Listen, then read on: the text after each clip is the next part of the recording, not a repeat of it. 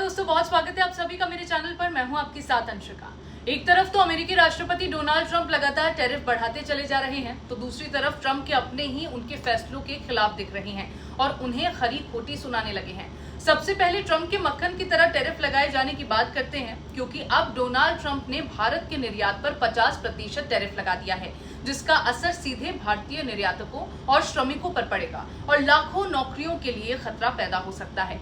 लेकिन ऐसा तो हो नहीं सकता कि ट्रंप मनमानी करते रहें और बाकी देश उनकी मनमानियों को मानते चले जाएं।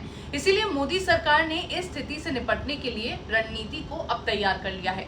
कोविड लॉकडाउन के दौरान लागू की गई राहत योजनाओं की तरह ही नई योजनाओं के जरिए लोगों और व्यवसायों को राहत दी जाएगी। साथ ही अमेरिका से अलग नए बाजार खोजने और ग्लोबल सप्लाई चेन को मजबूती देने के लिए लंबी अवधि वाली रणनीतियों पर काम जारी है। एक रिपोर्ट के अनुसार सरकार सबसे पहले नकदी संकट का समाधान ढूंढने पर ध्यान दे रही है। इसके साथ ही निर्यात और रोजगार को बचाने के लिए कोविड स्टाइल योजनाओं पर काम किया जा रहा है। ट्रंप के टैरिफ के कारण कई तरह की समस्याएं आने लगी हैं, जैसे भुगतान में देरी, माल की समय पर आपूर्ति न होना या ऑर्डर रद्द होना। सरकार का उद्देश्य है कि नई मार्केट खोजे जाने तक निर्यातकों को ऑपरेशन जारी रखने के लिए आवश्यक राहत दी जाए। वहीं सरकार फिर से ऐसे राहत पैकेज ला सकती है जैसे कोरोना लॉकडाउन के दौरान दिए गए। खासकर छोटे और मध्यम उद्योगों के लिए ये जरूरी है, क्योंकि उन्हें नकदी की समस्या का सामना करना पड़ रहा है। सरकार emergency credit line guarantee scheme यानी ECLGS जैसी योजनाओं पर ध्यान देगी, जिसमें 100% गारंटी के साथ बिना जमानत के लोन दिए जाएंगे। इससे लाखों छोटे और मध्यम उद्योग दिवालिया होने से बच जाएंगे। लॉकडाउन में 68 दिनों तक उद्योग बंद होने पर भी इसी योजना ने उद्योगों को बचाए रखा था। हालांकि मौजूदा स्थिति और उसकी जरूरतों के अनुसार इन योजनाओं में बदलाव किया जा सकता है। सरकार तुरंत राहत देने के साथ साथ चरणबद्ध तरीके से योजनाएं लागू करेगी, ताकि लंबी अवधि की रणनीति भी तैयार किया जा सके। नकदी उपलब्ध कराने के अलावा मौजूदा व्यापार समझौतों को मजबूत करना और नई मार्केट में अवसर तलाशने का काम भी तेजी से होगा। इसमें सबसे बड़ा मसला जो है वो टैक्स का भी रहेगा, लेकिन परेशान होने की कोई बात नहीं है। सरकार टैक्स से जुड़ी कई राहतों पर भी विचार कर रही है, जिसमें GST सुधार यानी कि GST रिफॉर्म शामिल है। अगले सप्ताह होने वाली GST काउंसिल की बैठकों में टैक्स घटाने और सुधारने से जुड़े कई फैसले लिए जा सकते हैं। अभी फिलहाल घरेलू बाजार की मजबूती की वजह से भारत की अर्थव्यवस्था सुरक्षित है और बाहरी कारक जैसे टैरिफ इससे ज्यादा प्रभावित नहीं कर पाएंगे। घरेलू खपत की वजह से भारतीय अर्थव्यवस्था मजबूत और लचीली बनी हुई है। हालांकि निर्यात आर्थिक विकास में अहम भूमिका निभाता है, लेकिन ये देश की कुल $4.12 ट्रिलियन की GDP का केवल छोटा सा हिस्सा है। कुल GDP में निर्यात का योगदान लगभग 10% यानी कि $438 बिलियन ही है। इसी वजह से जून तिमाही में भी भारत की आर्थिक वृद्धि दर 7.8% दर्ज की गई। ये तो ट्रंप की मनमानियों का तोड़ था। हालांकि ट्रंप की इन नीतियों के खिलाफ विरोध के सुर अब उनके ही घर में उठने लगे हैं। राष्ट्रपति डोनाल्ड ट्रंप के कार्य भारत के साथ साझेदारी को नष्ट कर रही हैं। ट्रंप के ईगो को दुनिया के सबसे बड़े लोकतंत्र के साथ रणनीतिक संबंध को नष्ट करने की अनुमति नहीं दी जा सकती। ये बयान एक कद्दावर अमेरिकी सांसद और 2 पूर्व शीर्ष अमेरिकी अधिकारियों के हैं। अमेरिका भारत कॉकस के सह अध्यक्ष भारतीय अमेरिकी कांग्रेसी रो खन्ना ने कहा है कि वो अमेरिका भारत साझेदारी को नष्ट करने के लिए ट्रंप द्वारा किए जा रहे प्रयासों पर अलार्म बजा रहे हैं। खन्ना ने ट्रंप पर अमेरिका भारत गठबंधन को मजबूत करने के लिए 30 वर्षों से चल रहे दोनों देशों के प्रयासों को कमजोर करने का आरोप लगाया है।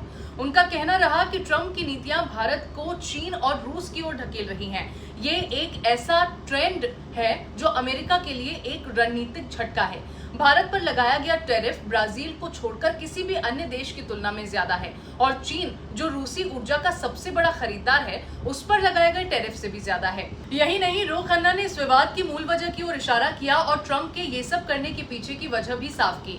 खन्ना ने बताया कि प्रधानमंत्री नरेंद्र मोदी द्वारा ट्रंप को नोबेल शांति पुरस्कार के लिए नामांकित करने से इनकार करने के कारण दोनों देशों के बीच संबंध तनावपूर्ण हो गए हैं, जबकि पाकिस्तान ने ऐसा खुशी खुशी किया था।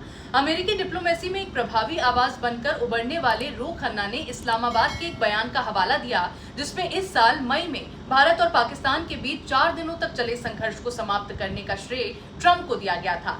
लेकिन भारत ने कह दिया कि पाकिस्तान के साथ सीमा विवाद एक आंतरिक मसला है और भारत ने ट्रंप को कोई श्रेय नहीं दिया। ऐसे में रो खन्ना के मुताबिक यही बात ट्रंप की ईगो पर लगी और अब उसी का बदला लेने के लिए ट्रंप ये टेरिफ गेम खेलने में लगे हुए हैं और भारत को इन परिस्थितियों में डालकर अपनी ईगो सेटिस्फाई करने में लगे हैं। खन्ना ने इस मसले पर यह भी कहा है कि वो डोनाल्ड ट्रंप के ईगो को भारत के साथ रणनीतिक संबंधों को नष्ट करने की अनुमति नहीं दे सकते, जो ये सुनिश्चित करने के लिए महत्वपूर्ण है कि विश्व का नेतृत्व अमेरिका करे, न कि चीन। वहीं टेरिफ और रूसी तेल की खरीद को लेकर भारत पर निशाना साधने वाले ट्रंप के एक्शन की अमेरिका के दूसरे रणनीतिकारों ने भी सख्त आलोचना की है। इनमें वो अधिकारी भी शामिल हैं जो व्हाइट हाउस प्रशासन में सेवा दे चुके हैं। पूर्व राष्ट्रपति जो बाइडेन के कार्यकाल में बतौर राष्ट्रीय सुरक्षा सलाहकार काम कर चुके जैक सुलिवन का कहना है कि ट्रंप ने भारत के साथ संबंधों को दरकिनार कर दिया है क्योंकि पाकिस्तान उनके परिवार के साथ व्यापारिक सौदे करने को तैयार है। उन्होंने इस कदम को अमेरिका के लिए बहुत बड़ा रणनीतिक नुकसान बताया। लेकिन इन बातों से सवाल सीधा है कि ट्रंप अपने परिवार का मुनाफा करने के लिए राष्ट्रपति बने हैं या फिर देश का भला करने के लिए। इसके आगे ट्रंप के पहले कार्यकाल में एनएसए के रूप में कार्य करने वाले जॉन बोल्टन ने एक्स पर पोस्ट किया, जिसमें उन्होंने लिखा कि पश्चिम ने दशकों से भारत को सोवियत संघ, रूस से दूर रखने की नीति पर काम किया और चीन से पैदा होने वाले खतरे के प्रति भारत को आगाह भी किया है। डोनाल्ड ट्रंप ने अपनी विनाशकारी टेरिफ नीति से दशकों के प्रयास को ध्वस्त कर दिया है। वोल्टन ने साफ कहा कि अमेरिका ने कई ऐसे काम किए हैं जिससे भारत नाराज हुआ है। ट्रंप इसे अमेरिका के लिए शानदार बताते हैं, लेकिन ये तबाही है। इसके अलावा न्यूयॉर्क स्थित स्कूल ऑफ प्रोफेशनल स्टडीज में सेंटर फॉर ग्लोबल अफेयर्स के विश्लेषक एडवर्ड प्राइस कहते हैं कि राष्ट्रपति डोनाल्ड ट्रंप को अर्थशास्त्र की कोई समझ नहीं है। मौजूदा समय में भारत के साथ टकराव की कोई जरूरत नहीं थी। ट्रंप ने भारत और अमेरिका के रिश्तों को नुकसान पहुंचाया है। या तो वो अमेरिकी राष्ट्रीय हित को नहीं समझते या फिर इसके खिलाफ सक्रिय रूप से काम कर रहे हैं। ट्रंप को अपनी हरकतों के बाद भारत के निर्यात पर लगाए गए टैरिफ को जीरो करके भारत से अपनी करतूतों के लिए माफी मांगनी चाहिए। अब ट्रंप जिस तरह से टैरिफ लगाकर भारत को कमजोर और तोड़ने का प्रयास कर रहे हैं, उससे विरोध के सुर उनके अपने ही देश में उठने लगे हैं।